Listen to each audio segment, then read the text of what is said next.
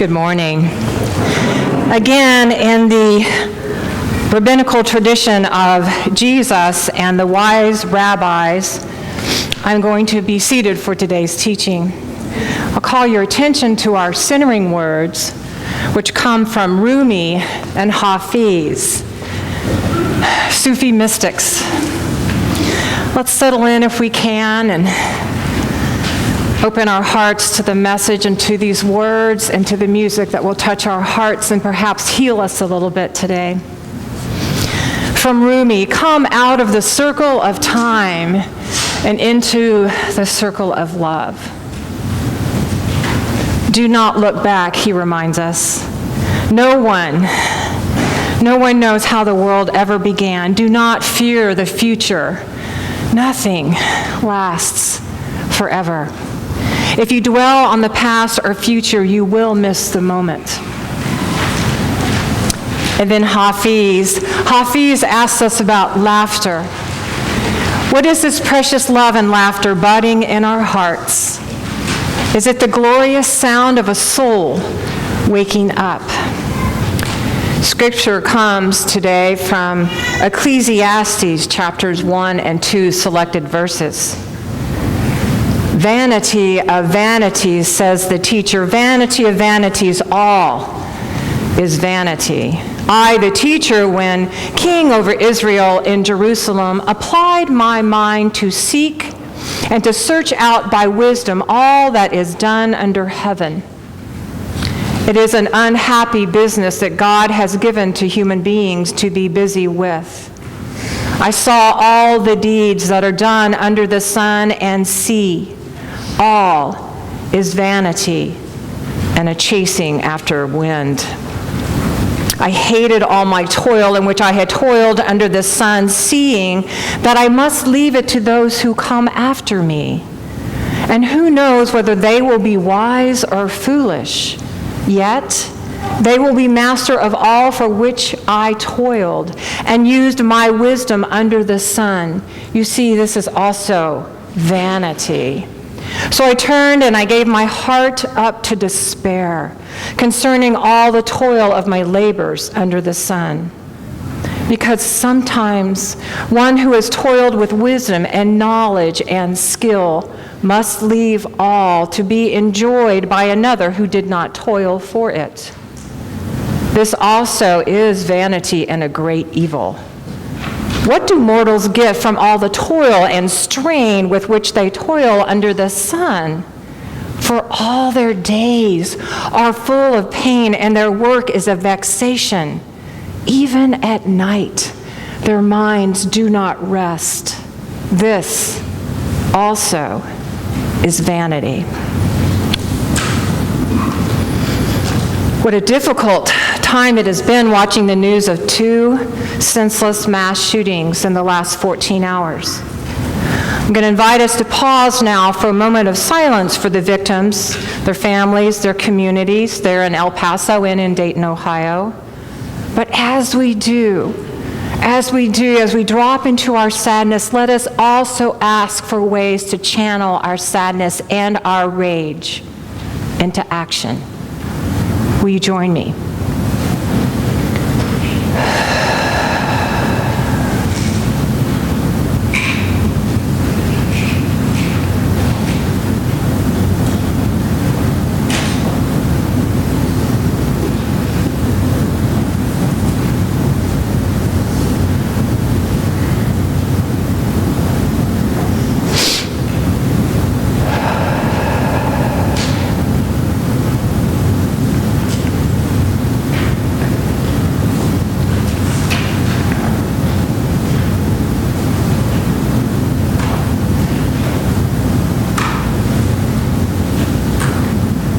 Amen.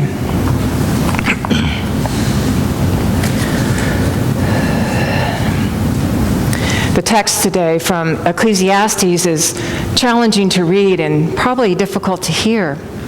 It's even more challenging, I think, to understand. Just listen to some of those words. I gave my heart up to despair. Or all their days are full of pain. Even at night, their minds do not rest. That is exactly how I felt yesterday and this morning watching the horrific news. And just like the news, biblical texts like these are the kind that we just want to avoid. But we can't ignore the terrifying images we see on television, and we also need to pause and linger on these writings. We need to reflect on them and see what we can learn, and then go out and change this broken world. Sometimes the lessons are just a bit more difficult than others. You know, some days are really hard. Friday, I went to Dallas for the memorial service of one of my really close friends. He died quite suddenly, and we were all reeling from shock. One thing that was made clear during his service, though, is Mike had lived his life to the fullest. He had the most incredible sense of humor, and he always made you laugh. He lived large, boldly, and with no excuses for who he was. He was the type of man you wanted to stand next to at a party because everyone wanted to talk to him, and he will be sorely missed. Mike's death made us pause and think about our own mortality. You know, time is such an elusive concept when you face death. People say such odd things like, "It must have been his time." What does that even mean? You know, time seems so much more precious and valuable when you perceive that it may in fact be limited. We're encouraged to embrace that concept of carpe diem, or live for the moment. And do you know that that comes out of the book of Ecclesiastes? You know, there's a lot of immediateness and live for the day thinking in this book. In fact, this is where the phrase "eat, drink, and be merry" comes from. The Apostle Paul even repeats that in a quote to his letter to the Corinthians, and he says this: "Let us eat and drink, for tomorrow we die." Fun topic, but it's realistic. My mentor, the late Reverend Dr. Frank Jackson, senior minister in the Oakland church I was called to serve as a seminary intern, always used to preach these words: "Live like you are going to die. Today we are all one closer to death anyway." It's a bit grim, but do you feel the tenderness deep inside of those words? The writer of Ecclesiastes certainly had some ideas about being present and living for the moment. So this is a celebrated book from the Hebrew wisdom tradition, and it was written about 400 years before Jesus was born. The theory is that a high court advisor to King Solomon, called Qoheleth, which means teacher, wrote it, not actually King Solomon himself. Solomon was very busy with his 600 wives and 300 concubines. Can't imagine he had time to write a book. Many of us are familiar with that section in the 3rd chapter. "To everything there is a season and a time for every purpose under heaven." Do those words sound familiar? The song immediately following the sermon today is an arrangement by Simon and Garfunkel that made this passage so famous for all of us. And these words, they come from the 3rd chapter of Ecclesiastes, and they're read at both weddings and funerals, which is unusual. And I think we love this text because it speaks deep truth about the passage of time in our lives. And the words connect our souls in a meaningful way and make us think about our priorities, reflect on what is important in our lives, and hopefully encourage us to make some adjustments.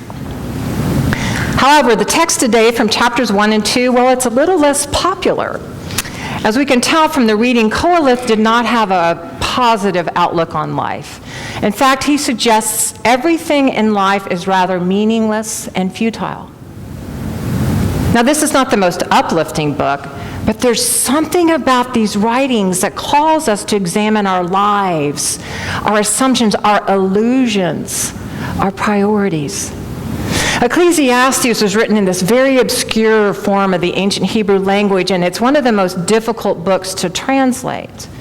So some of the English words that are before us are literally what we call a best guess. by biblical scholars to translate their meaning. So let's take the word vanity. The Hebrew word is chavel, which actually means a simple, quick breath, or almost like a gasp. This meaning seems to be just a temporary thing or something that happens in a fleeting moment. Hebrew scholar Eugene Peterson translates this word in his biblical paraphrase called The Message. He translates vanity as smoke. So let me read the first couple of verses as Eugene Peterson would paraphrase it for us. Smoke, nothing but smoke. There's nothing to anything. It's all smoke. What's there to show for a lifetime of work, a lifetime of working your fingers to the bone? One generation goes its way, the next one arrives, but nothing changes. It's business as usual for planet Earth. Have you ever felt that way? I know I have. Has that question, what's the use anyway, ever crossed your mind? Is there anyone in here currently raising young adults or teenagers? Have you ever gotten the eye roll or ever heard, whatever? Okay, so you know what the writer's talking about. He's reminding us of those days when we go to bed thinking, what is the use? Or the mornings when we wake up thinking something like, oh my, not this again. Every morning, every single one of us are faced with several choices. We can choose to stay miserable, that's Monday. We can choose to carry that negative energy out into the world, or we can choose to work on a shift on our perspective with a better understanding of our priorities and how to best spend this elusive concept we call time. The writer of Ecclesiastes provides us with a chance to shift our perspective from pessimism to optimism, from despair to hope, from that draining negativity to life-sustaining positivity. And yes, I know it's not that simple, as does Elusive himself, which is why we have 11 chapters in this book of reflections and questions and doubt about the meaning of life sitting here in the Bible right before us, because, beloved, it's a part of being human. The writer of Ecclesiastes, well, I think he's the ultimate realist. He's actually giving us permission to tell hard truths about ourselves, about our lives, by doing so himself. Elusive persistently lifts up the futility of our efforts to make something of our lives by only working harder, with our noses pressed to that proverbial grindstone, intensifying our own efforts to create a vision of this perfect life that we have in our minds, trying to reach that impossible goal of being done or being perfect, setting ourselves up for failure time and time again, over and over. And yes, my friends, it is all vanity. It is futile, and it does all go up in smoke. We all know this, and yet we just work even harder. Wow, this is such a happy sermon, Pastor Laura. I'm so glad I came to church today. What in the world are you trying to do? Discourage us completely? No, you know I would never. Here's the point. The idea that we have the power all on our own to make the changes we think we need, or to assume that we can improve our lives just by our own willpower alone, or we should just go off on some random tangent without turning to our community for support, or asking for help, or even inviting others to join us in our efforts. That is what needs to change. It is our individual perspective that needs to shift. We are called by this biblical passage to let go of the illusion of separateness from God and to turn around. Turn, and seek God's purpose for our lives and those around us. Not just what we think is right for ourselves, but God's will for this global village. Not our own individual and limited plan, but the unlimited, beautiful plan that God has for our lives and our communities. Okay, so here's a concrete example of what I'm talking about. In Southern California, on our border with Mexico, on a beautiful stretch of pristine beach, is a horrible, ugly wall. Now, when one looks at this wall, it is easy to get discouraged and feel helpless, with good reason. In the news this past week, did you see it? We learned about an artist that created seesaws between the slats of that wall which divides Mexico and the United States. On one side of the seesaw is a child south of the border. On the other side, there is a child north of the border, and they are playing together, laughing and enjoying their connection. The image of those two children playing together in spite of that awful, giant, ugly wall that divides them was beautiful, incredible. It lifted the hearts of all of us who saw it. It gave us a moment to pause and to shift our own perspective and to see that we have lost our sound, to see that there is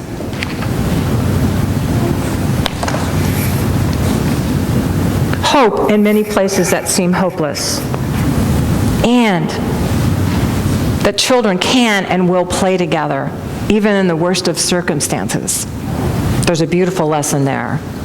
It doesn't mean that we don't still need to work hard together for better conditions on our borders. I am not saying that. It doesn't mean we stop worrying about justice for these refugees or stop writing our government representatives or standing in places in the public square and demanding change.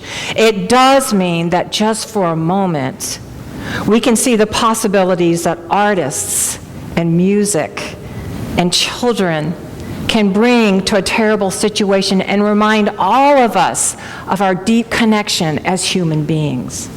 And that is what Koheleth is saying, and his words of wisdom are teaching us today. We are better together, beloved, and with God. The book of Ecclesiastes is a call to relinquish our arrogance and the elevation of independence over interdependence. Ecclesiastes is a reminder that doing the same thing over and over again and expecting different outcomes, well, it's crazy. Ecclesiastes is a reminder that we cannot do this life alone. Ecclesiastes calls us to remember to rely more on God and not just ourselves. Koheleth in these wisdom teachings calls on us to drop that facade of total independence from anyone and anything and to return back to our spiritual home and a healthy dependence on God. It is time to see through that seduction of self-sufficiency and continue to develop a healthy interdependence on God, on our church, on our family and friends. This text today reminds us to review our lives, our choices, our feelings of futility and unhappiness. The writer of Ecclesiastes even goes as far as suggesting that everything is hopeless and futile. And without God, maybe it is. I don't know, and I don't want to find out. I want God at the center of everything I do. And I hope to continue to be able to be willing to make changes necessary to make room for God at the center of my life and not shut God out because I am too busy or too focused on my own success or, well, vain.